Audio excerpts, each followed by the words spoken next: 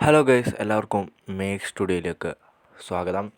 ഏകദിന ക്രിക്കറ്റിൽ അതിവേഗം 11,000 റൺസ് തികയ്ക്കുന്ന രണ്ടാമത്തെ ബാറ്ററായി ഇന്ത്യൻ ക്യാപ്റ്റൻ രോഹിത് ശർമ്മ. വീഡിയോയിലേക്ക് വരുന്നതിന് മുമ്പ് ചാനൽ ആദ്യമായി കാണുന്നതാണെങ്കിൽ സബ്സ്ക്രൈബ് ചെയ്യുക, വീഡിയോ ലൈക്ക് ചെയ്യുക, ഷെയർ ചെയ്യുക, നിങ്ങളുടെ വിലയേറിയ കമൻറ്റുകൾ കമൻറ്റ് ബോക്സിൽ രേഖപ്പെടുത്തുക. ഏകദിന ക്രിക്കറ്റിൽ അതിവേഗം 11,000 റൺസ് തികയ്ക്കുന്ന രണ്ടാമത്തെ ബാറ്ററായി ഇന്ത്യൻ ക്യാപ്റ്റൻ രോഹിത് ശർമ്മ.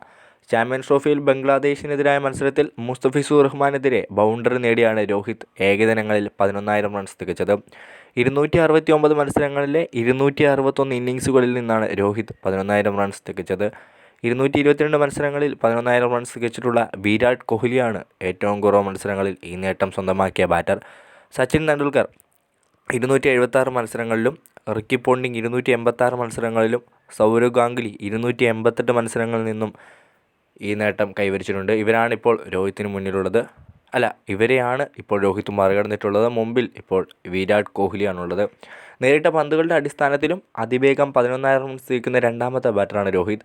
11,868 മത്സരങ്ങളിൽ നിന്ന് രോഹിത് 11,000 റൺസ് തികച്ചപ്പോൾ കോഹ്ലി 11,831 പന്തുകളിലാണ് 11,000 റൺസ് തികച്ചത്. ഏകദിനത്തിൽ 3 ഇരട്ട സെഞ്ചുറികൾ നേടുന്ന ആദ്യ താരമായ രോഹിത്തിൻ്റെ പേരിൽ 32 സെഞ്ചുറികളും 57 അർദ്ധ സെഞ്ചുറികളുമുണ്ട്.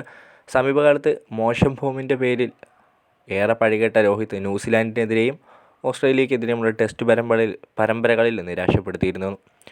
ഇംഗ്ലണ്ടിനെതിരായ ഏകദിന പരമ്പരയിൽ 2 മത്സരങ്ങളിൽ നിരാശപ്പെടുത്തിയ രോഹിത് രണ്ടാം ഏകദിനത്തിൽ സെഞ്ചുറിയുമായി ഫോമിലേക്ക് മടങ്ങിയെത്തുന്നതിൻ്റെ സൂചനകൾ നൽകിയിരുന്നു.